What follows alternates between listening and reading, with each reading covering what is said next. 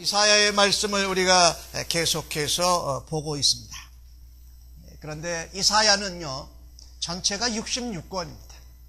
그런데 39장까지는 마치 구약 성경을 보는 것과 같습니다. 그리고 40장부터 66장은 27권입니다. 그런데 여러분, 구약 성경이 몇 권이죠? 39권입니다. 그리고 신약 성경이 27권입니다. 그래서 어떤 사람은 이사야서를 잘 보면 구약의 내용과 신약의 내용을 함께 다 포함하고 있다라고 말하는 분이 있습니다. 39장까지 이번에는 보게 될 거고, 좀 지나서 다음에 40장을부터 보게 될 것인데, 36장에 나오는 이 오늘 본문 읽으셨는데, 여러분이 잘 아는 내용인데요, 히스기야 왕과 관련된 내용입니다. 히스기야 왕의 아버지는 아하스 왕이었습니다. 그런데 아수르가 그 근동 지역의 강대국으로 있을 때에 아하스 왕은 아수르에게 조공을 했습니다. 그리고 아수르를 의지했습니다. 그러니까 친아수르 정책을 폈던 것이지요. 그런데 그 아들인 히스기야가 왕이 돼가지고는요, 히스기야는 아수르의 사네립 왕에게 조공을 하질 않았습니다. 그리고 아수르를 반대했습니다. 그리고 아수르를 반대한 것도 있지만 무엇보다도 하나님을 의지했습니다. 하나님을 신뢰했습니다. 그런데 유다, 이 왕국이 이 아수르가 하도 강력하게 그 근동 지역을 침략하고 유다 왕국도 공격해 오니까 애굽과 동맹을 맺습니다. 그리고 주변 나라들과 협약을 합니다. 그런데 아수르가 너무 강해가지고요, 이 유다 왕국과 동맹을 한 나라들이 있어도 그 동맹이 소용이 없습니다. 너무 강해가지고 말입니다. 그래서 유다의 성읍들도 거의 다 정복을 당했습니다. 오늘 읽으신 36장 1절에 나오는 말씀인데, 모든 견고한 성읍을 쳐서 취하였다. 아수르 왕 사네립이 죽은 후에 그 비문에 적혀져 있는 것 중에요, 유다 왕국의 46성읍을 정복했다고 기록이 되어져 있습니다. 그러니까 유다 나라의 모든 성읍이 다 점령당하고 지금 예루살렘 성 하나만 지금 남아있는 지경입니다. 그러니까 얼마나 이 바람 앞에 있는 촛불과 같았겠습니까? 그런 가운데 오늘 이 본문이 쓰여져 있는 것입니다. 히스기야 왕이 다급했습니다. 하나님만 믿기로 했었는데 이 애굽과의 동맹도 깨어지고 또 이 사네립 아수르 왕이 공격을 해오니까 조공을 바치기로 결심합니다. 그래서 은 300달란트, 금 30달란트, 그것이 부족해서 왕궁하고 성전에 있는 금을 베껴가지고 그 사네립 아수르 왕에게 조공을 보냅니다. 우리를 그냥 내버려두라. 성 하나 남았는데 우리를 좀 그냥 멸망당하지 않게 해주라라고 합니다. 그런데 아수르 왕 사네립이 그 조공을 잘 받고서 다시금 돌아와서 예루살렘 성을 에워싼 것입니다. 사네립 왕은 다른 데를 공격하고 있고, 그 자기의 군대 장관이 랍사게를 보내서 예루살렘 성을 공격하고 있습니다. 이 랍사게라는 이 아수르의 군대 장관이 오늘 히스기야와 유다의 사신들과 그 다음에 유다 백성들을 협박하는 겁니다. 그리고 조롱하는 겁니다. 그리고 한편으로는 항복하라고 회유하는 장면입니다. 여러분이 이 오늘 본문을 보면서 저는 이런 질문을 한번 떠올렸습니다. 왜 예수님을 잘 믿는 사람들이 세상 가운데서 살아가면서 다른 사람이나 어떤 힘센 세력으로부터 포위를 당하고 공격을 당하고 협박을 당하게 될까? 내가 예수 잘 믿는데, 신앙생활 잘하는데 왜 내게 좋은 일, 축복된 일만 생겨야지 왜 어려운 일이 있고 사방에 나를 공격하고 무섭게 하는 자들이 나를 둘러싸 포위하는가? 오늘 주신 말씀 1절에 보니까 이런 말씀이 있지요. 아스루 왕 사네립이 올라와서 유다의 모든 견고한 성읍을 쳐서 취하니라. 아스루 왕이 라기스에서부터 랍사게를 예루살렘으로 보내되 대군을 거느리고 히스기야 왕에로 가게 하매, 그렇게 기록이 되어져 있습니다. 하나님이 왜 도대체 이런 것을 허락하실까요? 하나님을 잘 믿고 하나님을 잘 따르려고 하는 백성에게 왜 사방으로 포위를 당하고 우겨쌈을 당하는 일을 하나님이 허락하실까요? 이 하나님이 허락하셨으니까 된 겁니다. 하나님이 허락하지 않았으면 아스루 왕이 예루살렘 성을 공격하고 포위할 수가 없었습니다. 하나님이 허락하셨는데, 그 첫 번째입니다. 왜 신자들이, 예수 잘 믿는다고 하는 사람들이 왜 사방에 포위를 당하게 되는가? 그것은요, 하나님께서 자신의 백성을 연단하고 훈련하시는 하나님의 은혜입니다. 다시 한번 말씀드립니다. 하나님의 백성을 연단하고 훈련하시는 하나님의 특별한 은혜라는 겁니다. 그 사방으로 우겨쌈을 당하고 무서움과 두려움을 인내해내고 감당해내고 하나님을 붙들라는 겁니다. 이게 하나님의 특별한 은혜입니다. 여러분, 히스기야 왕은 남쪽, 북쪽 이스라엘 왕국과 유다 왕국을 통틀어서 다윗 왕 빼놓고 가장 위대한 왕 중에 하나입니다.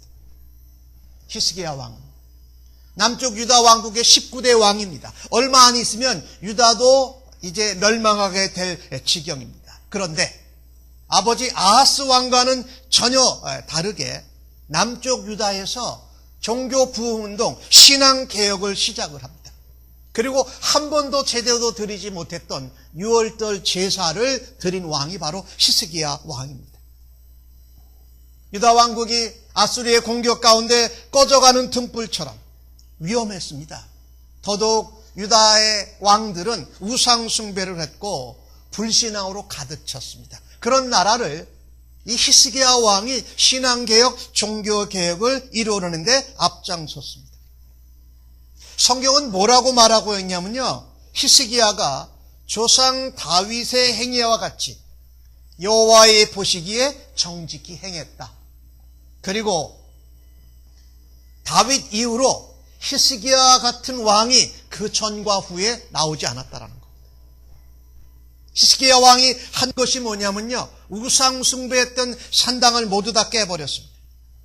이스라엘 백성들이 세운 주상과 아세라 목상들을 다 찍어버렸습니다. 그리고 이스라엘 유다 백성들이 심지어 모세가 들었던 그 놋뱀 있잖아요. 그 놋뱀을 들고 우상 숭배를 했어요. 그 놋뱀도 히스기야 왕이 부숴버립니다. 그리고 하나님께 드리는 제사와 예배를 제대로 회복한 왕이 바로 히스기야 왕입니다. 근데 안타깝게도 히스기야 왕의 그런 종교개혁과 신앙개혁과 제사와 예배를 회복함에도 불구하고 얼마 안 있다가 유다도 멸망하게 됩니다. 이것은 우리에게 무엇을 말해주냐면요, 한 사람이 잘한다고 하나님이 그 이스라엘과 유다 백성에게 징계한 것을 멈추시지 않는다라는 겁니다. 그래서 히스기야 왕 같은 왕이 있었지만 올해 우리가 10월 29일 날 특별히 종교개혁 주일인데 500주년 되는 해입니다. 올해가 마르틴 루터가 종교개혁을 한 지 500주년이 되는 해여서 많은 기독교회에서 그것을 기념하는데, 오늘 이 주신 말씀을 통해서 보면요, 히스기야가 그렇게 했음에도 불구하고 어떻게 히스기야가 왕으로 있는 유다 왕국을 산발랏이라는 아수르 왕이 그렇게 포위하고 풍전등화와 같이 두게 두실 수 있습니까? 오늘 성경 말씀에 보니까 이런 히스기야에게 어떻게 하나님이 공격해서 이런 전멸의 위기를 당하게 하실 수 있을까? 그 원인이 있습니다.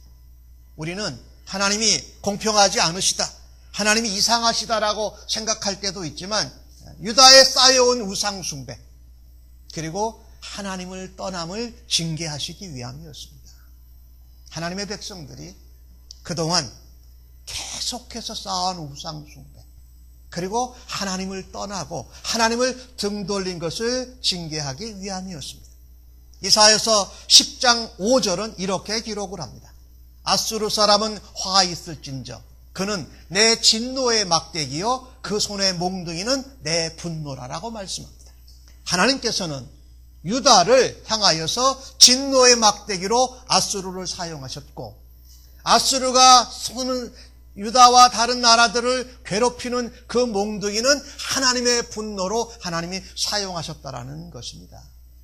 하나님께서 믿음의 백성일지라도 하나님을 떠나고 우상 숭배를 계속 범하고 하나님의 경고의 메시지, 징계와 심판의 메시지를 듣고 돌아오지 않으면 하나님이 정하신 때에 심판과 징계를 받는다라는 겁니다.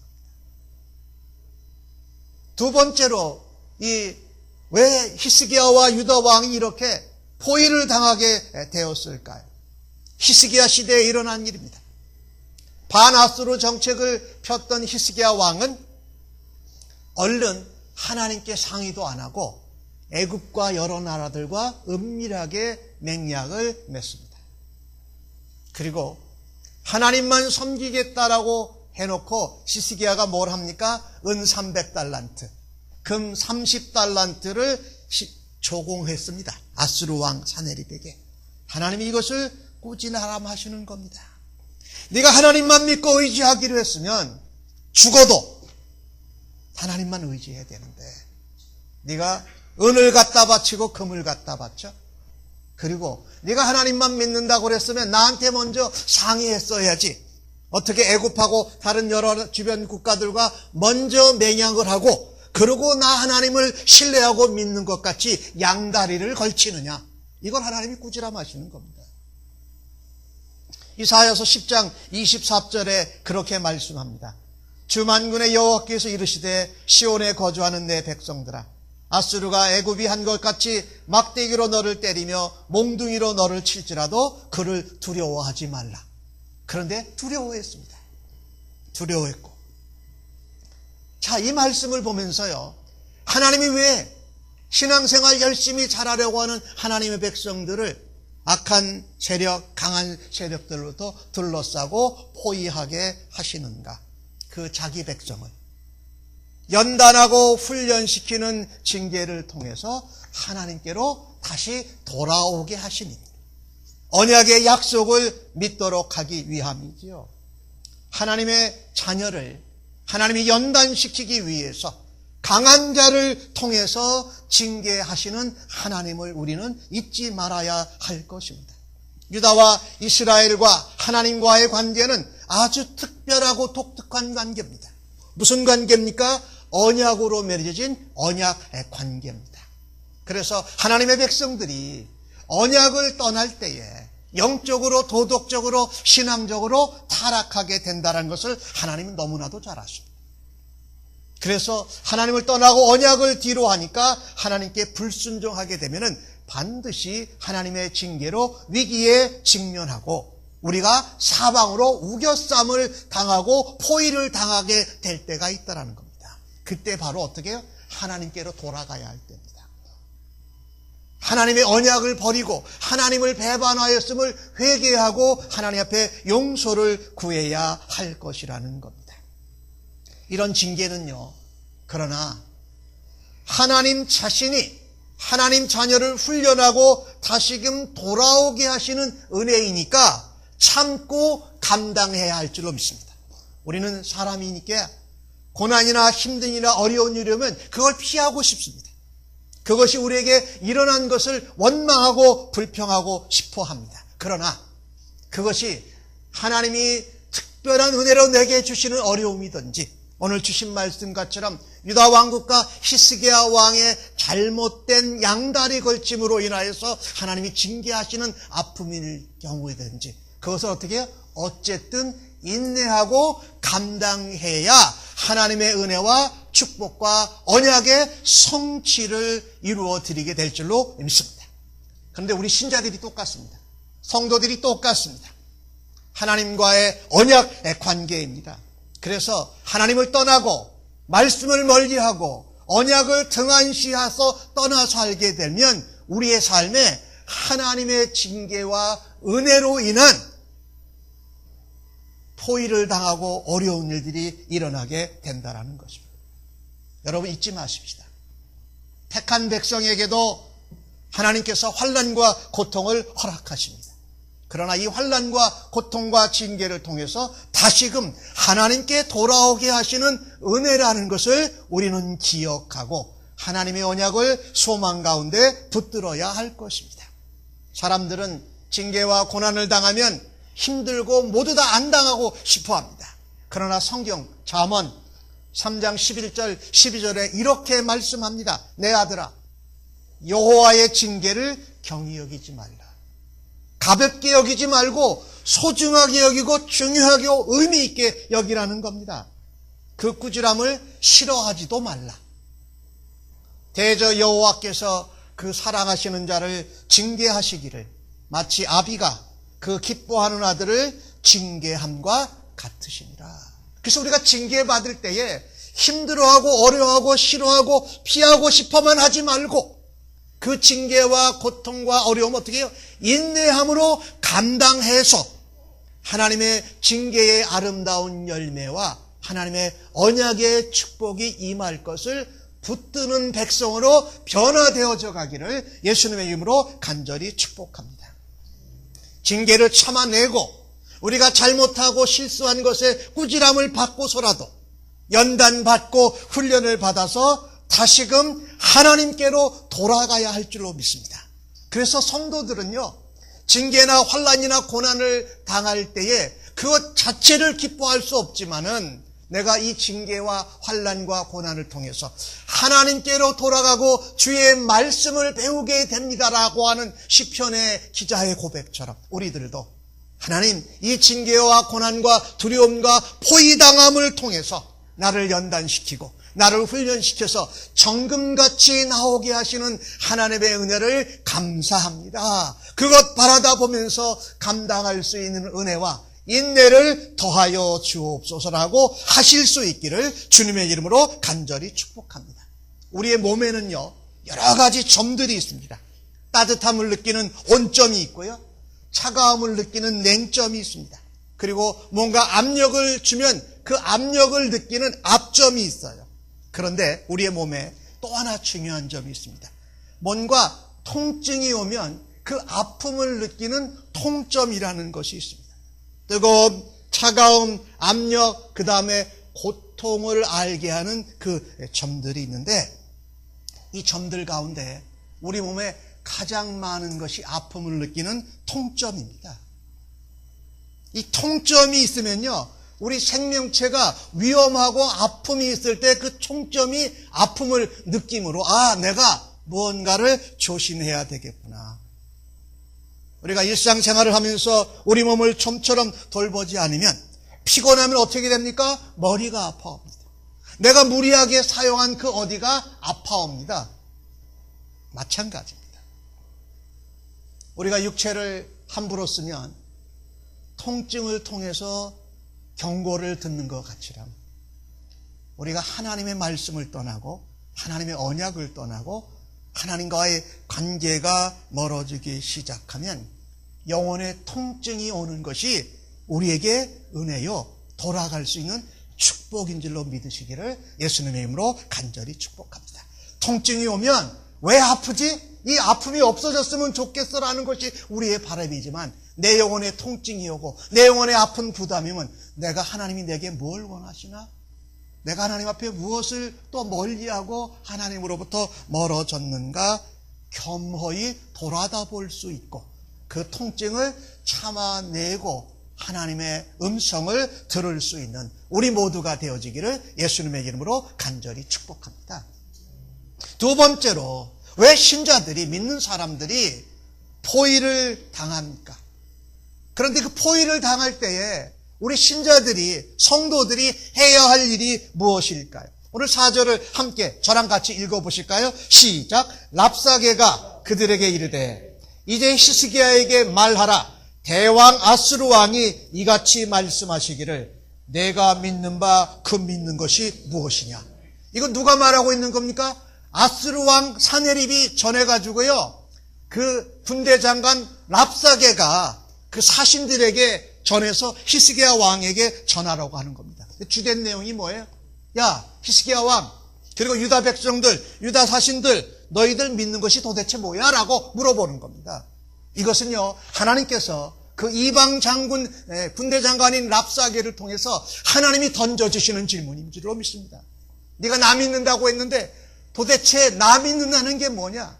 나 몰래 애굽하고 다른 나라들하고 맹약이나 은밀하게 맺고 나 믿는다고 하면서 두려워하지 말라고 그랬는데 압사 산발랏이 다시 왔다고 금을 베껴서 은을 모아서 어떻게 아수르 왕에게 갖다 줄 수 있느냐? 네가 믿는 게 뭐냐? 그게 믿는 거냐? 라고 하는 말을 랍사게를 통해서 하고 있는 것입니다. 실제로는 믿는다고 했지만 애굽을 더 의지하고, 하나님을 신뢰한다고 했지만 동맹을 더 의지하고, 애굽에 있는 기병과 마병과 군대로 도와줄 것을 더 의지했던 히스기야와 유다 백성들의 모습을 이방 장군의 입술을 통해서 질타하고 계신 것입니다. 이 모습을 보면서 여러분과 저도 하나님 말씀 앞에 그렇게 서야 할 줄 믿습니다. 이방 적장에게 꾸지람을 받고 있는 것이 얼마나 창피했을까요? 너희들 여호와 하나님 예수를 믿는다는 것이 정말 그분만 믿는 거냐? 아니면 애굽도 믿고 다른 동맹 국가도 믿고 금과 은도 믿고 그러면서 나 하나님 여호와도 같이 믿는 거냐? 라고 물어보시는 그 하나님의 꾸지람으로, 하나님의 질책으로 들려오는 것입니다.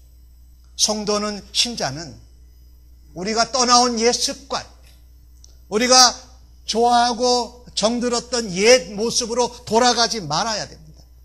그런데 오늘 유다는 어디로 돌아가려고 합니까? 종살이하고 하나님이 건져내셨던 애굽으로 돌아가고 애굽을 의지하려고 합니다. 우리가 예수 믿고 우리가 신앙생활 가운데 자꾸 어려움을 당하는 이유 중에 하나가 이겁니다. 옛날이 더 좋았는데, 옛 것이 더 편했는데 하고 옛 것으로 자꾸 돌아가려고 하는 그 모습을 하나님이 꾸지람하고 계신 것입니다. 랍사게는 한 걸음 더 나갑니다. 너희가 하나님만 신뢰한다고 하는 히스기야 말이 거짓말이다라고 합니다. 이것은 랍사게의 오해였습니다. 7절 말씀을 한번 같이 읽어 보십시다. 시작.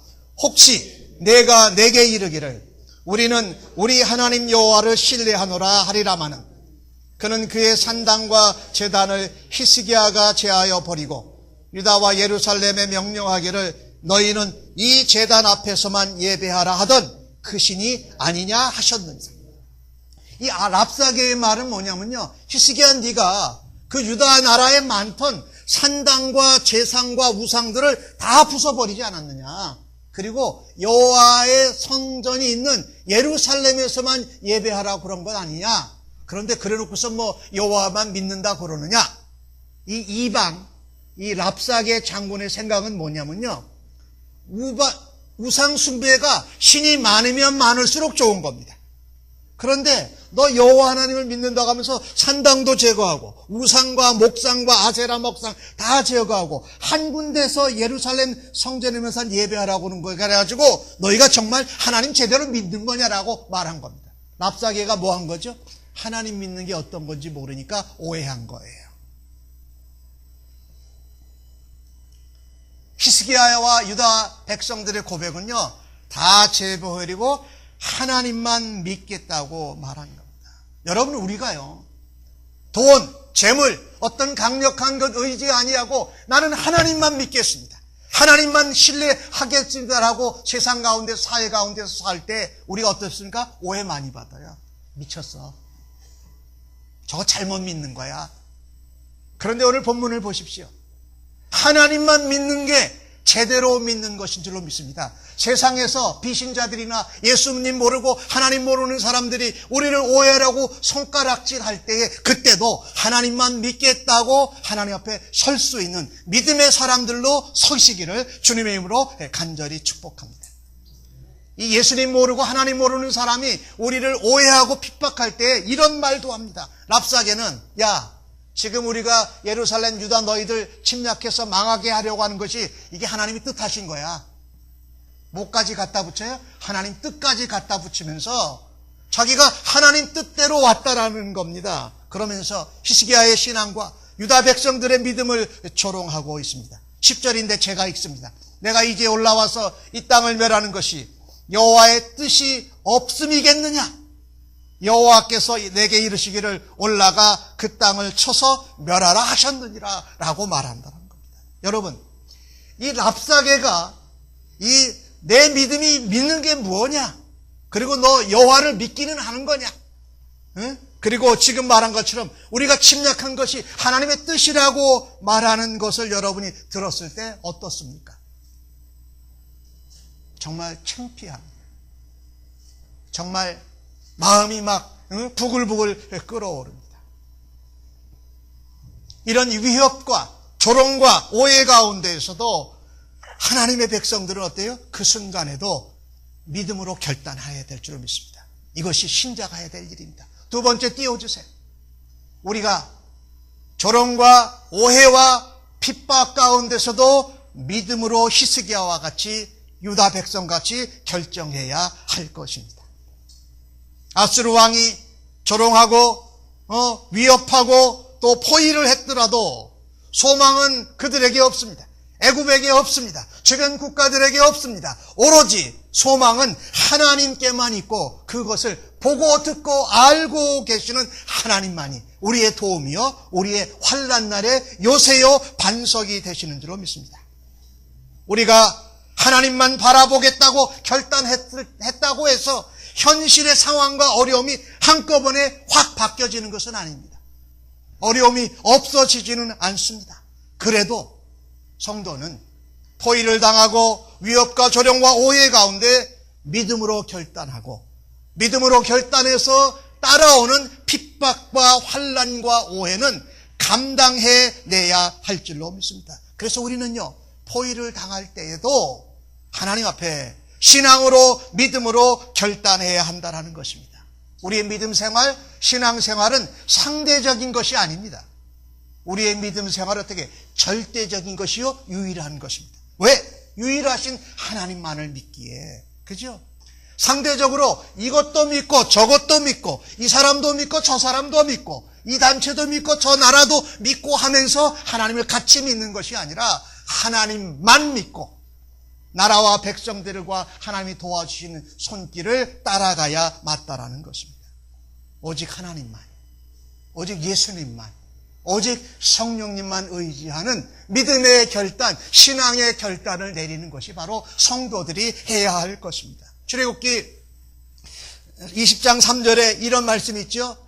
너는 나 외에 다른 신들을 내게 두지 말라. 나 외에 다른 신들을 두지 말라. 하나님만이 유일하시다라는 겁니다. 우리는 유일하신 하나님을 믿는 거지 하나님도 믿고 다른 것들도 같이 믿는 혼합주의적인 신앙을 해서는 안 된다는 거예요. 하나님으로 인하여서 모든 것이 다스려지고 하나님 앞에 아뢰므로 모든 것이 정리되어지고 하나님 앞에 기도함으로 하나님으로부터 응답 얻는 것을 우리는 믿는 백성들이라는 거지요. 믿음이라는 것은 종교 생활하는 것 같처럼 대충 좋게 넘어가는 것이 아닙니다. 대충 붙어 있는 것이 아니에요. 우리 하나님과 하나가 되고 예수님과 하나가 된다고 말씀합니다. 예수님은 요한복음 15장 4절과 5절에서 이렇게 말씀합니다. 내 안에 거하라. 나도 너희 안에 거하리라. 포도나무가 가지에 붙어 있지 아니하면 스스로 열매를 맺을 수 없음 같이 너희도 내 안에 있지 아니하면 그러하리라. 그러니까 예수 믿고 신앙생활하고 하나님 백성으로 살아가는 것은 단순히 교회를 다녔다, 뭘 했다, 이런 것에 있지 아니하고 예수님과 하나가 돼서 그 안에서 같이 살아가는 것처럼 하나님 안에서 하나님과 교제하면서 같이 살아가는 것을 말합니다. 이런 믿음이 우리를 사방으로 둘러싸고 두렵게 하고 포위를 했을지라도 그것을 이겨낼 수 있는 믿음이 바로 이것입니다. 우리 아버지 하나님은요, 우리의 분명한 믿음의 고백을 듣기를 원하십니다. 그래서 우리가 분명하게 고백하고 분명하게 행동할 때에 하나님께서 분명하게 우리에게 역사하시고 기적을 일으켜 주시는 줄로 믿습니다. 사랑하는 성도 여러분, 날마다 하나님과의 정상적인 관계를 맺어가면서 살아가야 됩니다. 우리가 하나님과 원활하고 정상적인 관계를 떠나서 살게 되면 오늘 히스기야 왕과 유다 왕국이 당한 것처럼 세상이나 세상 사람들로부터 우리가 수치를 당하게 됩니다. 네가 예수 믿는 게 제대로냐? 네가 하나님 믿는 게 진짜냐? 믿기나 하는 거냐? 애굽도 믿고 저기도 믿고 다른 나라도 믿고 돈도 믿고 금도 믿고 은도 믿고 하는 그것이 진짜 믿음이냐라고 하는 창피를 당하게 된다는 겁니다. 안타깝습니다. 여러분과 제가 이 땅에서 살아가면서 내가 그런 비신자들로부터 그런 믿기는 제대로 믿는 거냐라는 수치를 당하고 있지는 않는가. 그 수치를 벗어나는 길은 하나님과 하나 되는 겁니다. 예수님과 하나 되는 겁니다. 그분만 믿기로 결단하는 것입니다. 하나님의 백성들이 하나님의 언약대로 말씀대로 살지 못할 때에 세상에서 부끄러운 존재로 전락할 수밖에 없습니다. 세상 뜻대로 세상 원리대로 살아야 되는데 나는 하나님 말씀대로 살아가겠다라고 하는 그 백성을 하나님이 기뻐하시고 하나님의 권능의 손으로 붙잡아 주시는 줄로 믿는데 하나님 말씀이 주일날은 그랬고 그냥 다른 날은 그냥 세상식으로 살지. 하나님의 얼굴이 하나님의 이름이 먹칠이 된다는 거죠. 하나님 백성들이 하나님 말씀에 순종하지 않고 살면 오늘 랍사게에게 하나님의 이름을 그가 함부로 말한 것 같이 하나님의 이름이 수치함을 받게 된다는 것을 우리는 안타깝게 여겨야 돼요. 우리는 거룩한 분노를 이때 발해야 됩니다. 이런데 오늘 히스기야와 히스기야에게 보냄을 받은 그 신하들이 아무 말도 안 합니다. 왜냐하면 히스기야가 아무 반응도 하지 말라고 명령했습니다. 이 히스기야의 위대한 모습인데요. 우리는요, 우리가 오해받고 내가 잘못한 것을 징계받는 것에 지적을 당하고 네가 하나님이나 예수님 제대로 믿기나 하는 거냐? 너희들 믿는 거 보면 우리도 믿고 싶지 않다 라고 하는 이런 비판을 세상에서 듣게 될 때 그걸로 포위당하고 우겨쌈을 당할 때 뭐 하고 싶습니까? 같이 열내고 싶어요. 같이 나도 쌓아주고 싶어요. 그런데 히스기야는 아무 말도 하지 말라고 말합니다. 정말 신하들이 아무 말도 안 하고 돌아옵니다. 그리고 히스기야는 그 소식을 듣고 그 들은 내용을 이사야에게 가서 말합니다. 이사야 선지자에게 말합니다. 이사야 선지자의 그 이름의 뜻은 이런 뜻입니다. 여호와는 구원이시다. 구원이 여호와께 있다 이런 말이에요. 이사야서 37장 6절과 7절에 나오는 말씀을 한번 제가 읽을 테니까 들어보십시오. 이사야가 그들에게 이르되 너희는 너희 주에게 이렇게 말하여 여호와께서 이같이 말씀하시되 너희가 들은 바 아스루 왕의 종들이 나를 능욕한 말로 말미암아 두려워하지 말라. 보라 내가 영을 그의 속에 두리니 그가 소문을 듣고 그의 고국으로 돌아갈 것이라. 또 내가 그를 그의 고국에서 칼에 죽게 하리라 하셨느니라. 할렐루야죠. 아무 말도 안 하고 이사야를 찾아갔더니 이사야가 마치 히스기야가 예수님을 찾아간 것 같아요. 예수님, 저 아스루 왕 산발랏으로부터 그 군대 장관 랍사게로부터 우리가 이런 수치와 모욕과 조롱을 당했습니다. 우리가 당한 것은 그래도 참을 만한데 우리가 잘못하고 하나님 앞에 죄 지은 것도 있지만 하나님의 이름도 먹칠을 당했습니다. 하나님, 이거 가만두면 되겠습니까? 하고 예수님과 같아서 얘기를 한 거예요. 그죠? 이게 믿음의 백성들이 해야 될 일이라는 거예요. 아무리 포위를 당하고 공격을 당하고 오해를 당하고 조롱을 당해도 거기다가 직접 반응하면 안 된다. 누구에게 가서 그것을 이야기해야 됩니까? 예수님께 나아가서 예수님 이런 걸 당했어요. 하나님의 이름이, 예수의 이름이 이렇게 이상하게 먹칠을 당했어요. 하나님, 예수님 어떻게 해야 되죠? 오늘 이사야가 뭐라고 말씀해 줍니까? 하나님이 내가 그 산발랏 왕에게, 아수르 왕의 영을 두어 돌아가게 하고 돌아가서 죽게 될 거다. 우리가 살면서요, 믿음으로 하나님 앞에 결단하고 신앙으로 살아가겠다고 우리가 결단한 후에는 사람에게 말하려고 하지 마십시다. 더 강한 세력에게 말하지 마십시다. 사람보다 더 강한 세력보다도 우리를 위해 십자가에 죽으시고 우리를 위해서 부활하시고 우리와 임마누엘 하시고 우리의 기도를 들으시고 우리를 위해서 기도해 주시는 예수님께 나가서 기도하고 아뢰일 수 있는 성도님들로 굳게 서시기를 주님의 이름으로 간절히 축복합니다. 히스기야는 37장 14절과 15절에 보니까 그의 사자들의 손에서 글을 받아 여호와의 전에 올라가서 그 글을 여호와 앞에 펴놓고 기도하여 말씀합니다. 할렐루야. 이 모습이 핍박받고 포위를 당하고 오해받고 조롱받는 순간에 성도들이 믿음으로 해야 될 일이라는 겁니다. 예수님께 기도함으로 나아가고 예수님이 주시는 약속대로 이루어질 것을 믿고 환난과 핍박 가운데서도 견디어 내는 것입니다. 말씀을 정리합니다. 신자, 성도, 택한 백성에게도 환난과 고통의 징계가 있습니다. 그러나 상황에 따라서 대처하지 마십시다. 먼저 여호와만 신뢰하고 여호와만 의지하고 나서 우리에게 일어난 상황과 환경을 하나님의 지혜로 하나님이 주시는 능력으로 대처해 나가십시다. 포위가 되고 우리를 둘러싸고 우리가 감당할 수 없는 그 상황 가운데서도 사람에게 말하고 강한 세력이나 어떤 기관을 찾아가지 말고 예수님께 먼저 찾아가서 기도하실 수 있는 성도들로 일어서실 수 있기를 주님의 이름으로 간절히 축복합니다. 흑인 가수 중에 놀란드 헤이즈라는 가수가 있습니다. 독일 베르린에서 콘서트를 하게 되었습니다. 이 독창회를 나갔는데 이분이 노래하러 딱 나갔는데 거기 온 그 관람객들이 전부 다 독일계 백인입니다. 그가 노래하려고 일어설 때에 이런 이야기가 나옵니다. 우리는 흑인의 노래를 듣고 싶지 않다. 한국말로 검둥아 노래 집어치워버려 라고 하는 겁니다.